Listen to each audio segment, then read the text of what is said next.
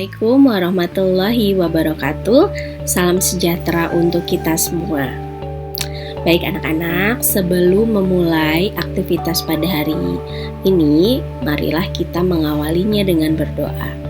Mari anak-anak, kita berdoa sesuai dengan kepercayaan masing-masing. Berdoa dimulai.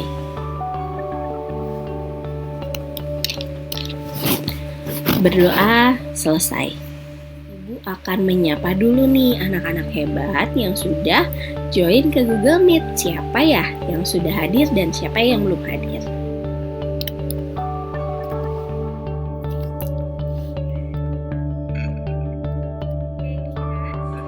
Bergandeng tangan untuk negeri, era kita menanti berseri. Kita belajar Pancasila, kita bernafas dalam sila-silanya. Kita belajar Pancasila, ayo kita jaga untuk Indonesia. Sebelum kita masuk ke materi, ya, Ibu akan mereview dulu nih. Nah, ada yang masih ingat nggak materi sebelumnya kita membahas mengenai apa ya? Yap, betul. Kita membahas mengenai Internet of Things atau IoT dan penerapannya di bidang teknik mesin.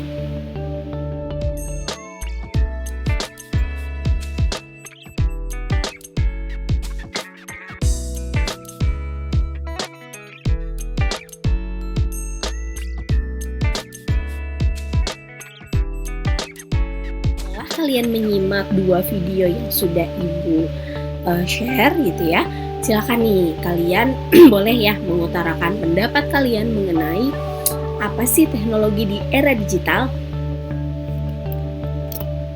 Yuk dapatkan artificial intelligence yang dapat menebak apa yang kita inginkan seperti algoritma. Ya, oke, Ya, baik. begitu aja. Baik, terima kasih Hegira. Ini ya, peserta didik dapat menjelaskan penerapan teknologi digital dalam dunia industri dengan tepat. Anak kalian perlu tahu nih, sebenarnya ada beberapa masalah nih ya yang real, nyata gitu, seperti ini contoh. Revolusi industri membawa banyak perubahan. Ya, contohnya 23 juta pekerjaan hilang karena tergantikan otomasi era revolusi industri 4.0. Karena otomasi, banyak pekerjaan yang tak lagi relevan.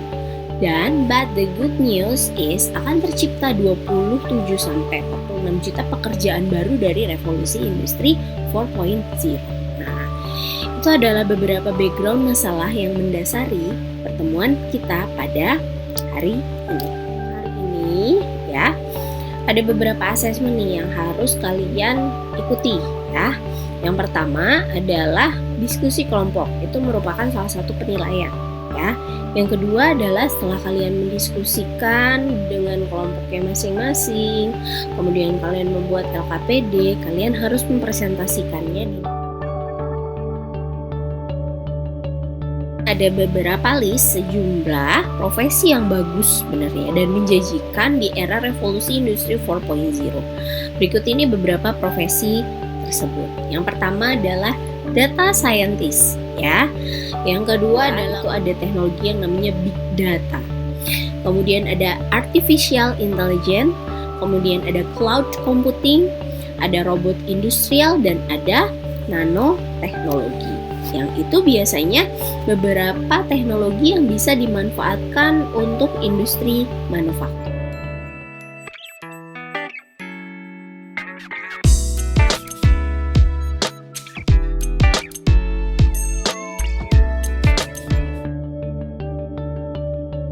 Kami dari kelompok 1 akan berdiskusi tentang penerapan teknologi digital dalam dunia industri mengenai teknologi IoT. Apa itu IoT? IoT itu Internet of Things, merupakan sebuah konsep sebuah benda atau objek yang ditanamkan teknologi seperti sensor dan software. Tujuannya yaitu untuk berkomunikasi, mengendalikan, menghubungkan, dan bertukar data melalui perangkat selama masih terhubung ke internet. Yang kedua, proyek IoT dalam industri manufaktur. Yang pertama, Smart Mirror dapat digunakan untuk melihat pantulan diri kita sekaligus selfie di dalam kaca. Yang kedua, Smart Money Transfer dapat digunakan untuk membayar sesuatu secara cashless atau uang virtual. Yang ketiga ada Smart Door, dapat berguna membuka maupun menutup kunci pintu secara otomatis dari jarak jauh. Dan yang keempat, IoT Based Smart Arm, sebuah tangan robotik yang dapat digerakkan dari jarak jauh menggunakan perintah yang telah ditanamkan dalam chipnya. Sekian dari kelompok kami. Mohon maaf bila ada salah kata. Assalamualaikum warahmatullahi wabarakatuh.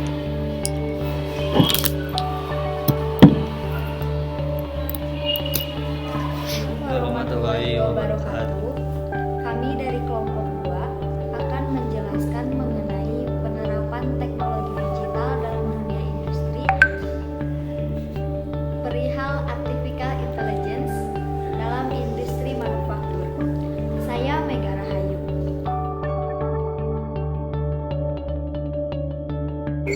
Assalamualaikum warahmatullahi wabarakatuh. Waalaikumsalam warahmatullahi wabarakatuh. Kami dari kelompok 3 akan mempresentasikan tentang robot industri dan manufaktur otomotif. Berdasarkan konfigurasi mekanis, robot industri dapat diklasifikasikan ke dalam 6 jenis utama, yaitu yang pertama robot artikulasi, yang kedua robot kartesius, yang ketiga robot skara, yang keempat robot delta, yang kelima robot kutub, dan yang keenam robot silinder.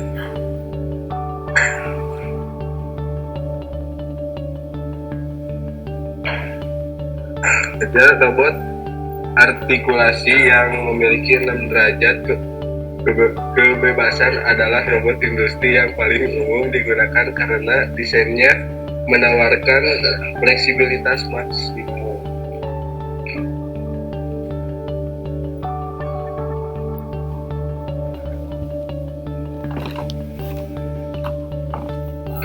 Aplikasi robot untuk aplikasi kemasan makanan, pengelasan busur, spot welding, penanganan material, perawatan mesin, perakitan otomotif, pembuatan jembatan baja, pemotongan baja, penanganan gelas, aplikasi pengecoran dan penempaan. Ibu, sekian dari kelompok kami. Apabila ada yang ingin ditanyakan, kami persilahkan. Baik, saya ingin mengajukan pertanyaan. Untuk penerapan robot di dalam industri, Mohon maaf, bisa diulang? apa kekurangan dan kelebihannya tersebut? Jadi untuk penerapan robot di dalam industri, apa penerapan kekurangan robot dan industri? kelebihannya?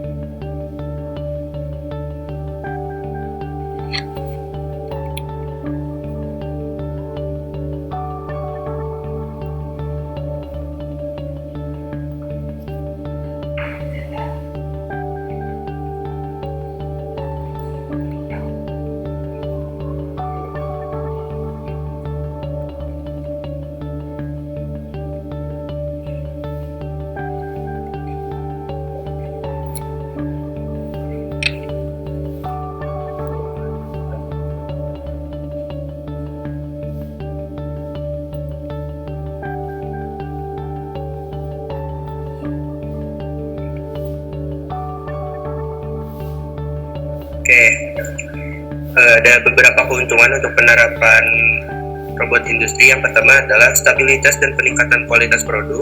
Yang kedua, variasi dalam produksi berkurang, jam kerja hampir 24 jam per hari, mengurangi waktu pengajian karyawan, mengatasi masalah kurangnya tenaga terampil, tidak bekerja secara monoton, penghematan sumber daya, penghematan bahan baku dan suhu cadang, tidak perlu pendinginan, pemanasan, dan penerangan ruangan. Lalu adapun untuk kekurangannya, yang pertama memerlukan biaya awal yang sangat besar, berkurangnya kesempatan kerja mengakibatkan pengangguran, tenaga manusia sudah tidak dibutuhkan lagi karena sudah digantikan oleh robot, menumbuhkan rasa malas terhadap manusia karena semuanya sudah digantikan oleh robot. Sekian, Bu. Oke, baik. Terima Baik, terima kasih kasih. atas penjelasan dari kelompok 3 ya.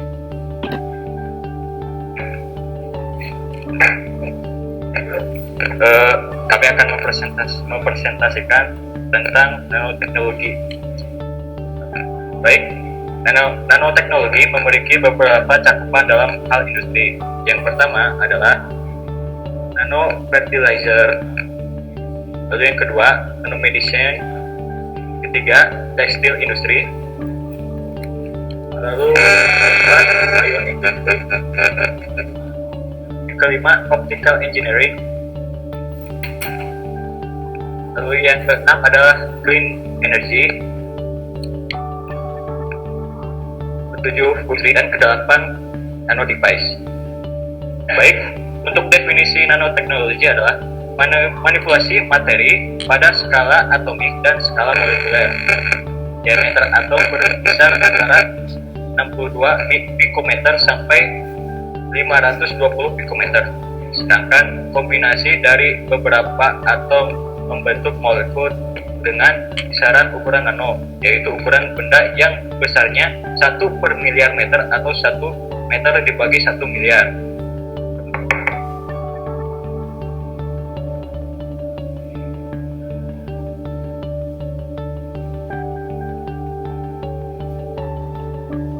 Oke, silahkan. Azhar.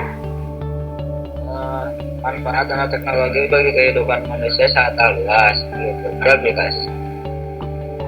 Aplikasi banyak, lapisan dekorasi, industri polimer, industri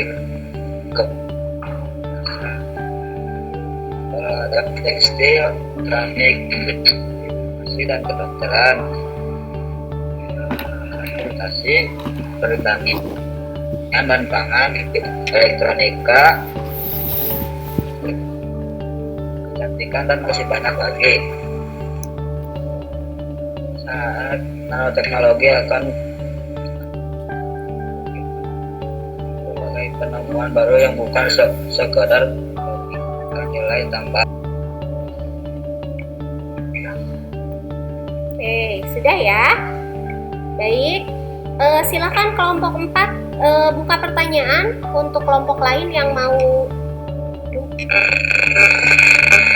Gak apa-apa, langsung pertanyaan Baik, aja. ya, mana yang ingin ditanyakan?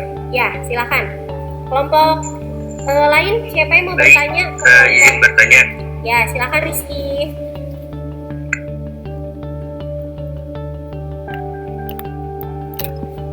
Bagaimana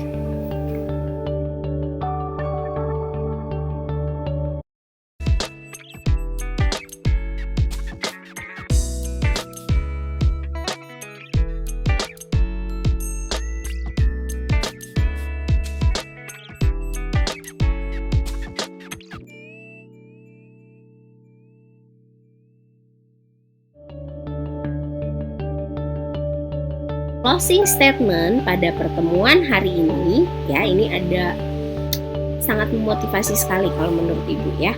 Education is the most powerful weapon which you can use to change the world. Artinya adalah pendidikan itu adalah senjata paling ampuh yang dapat Anda gunakan untuk mengubah dunia. Nelson Mandela.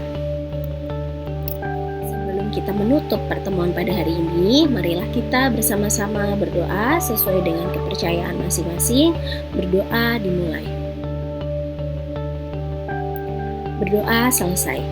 Ibu ucapkan terima kasih ya anak-anak atas atensinya, atas perhatiannya mengikuti pembelajaran pada hari ini. Semoga bisa bermanfaat untuk kita semua, dan Ibu mohon maaf atas segala kekurangan dalam penyampaian materi, dalam pelaksanaan diskusi dan presentasi pada pagi hari ini. Ya, akhir kata Ibu ucapkan wassalamualaikum warahmatullahi wabarakatuh.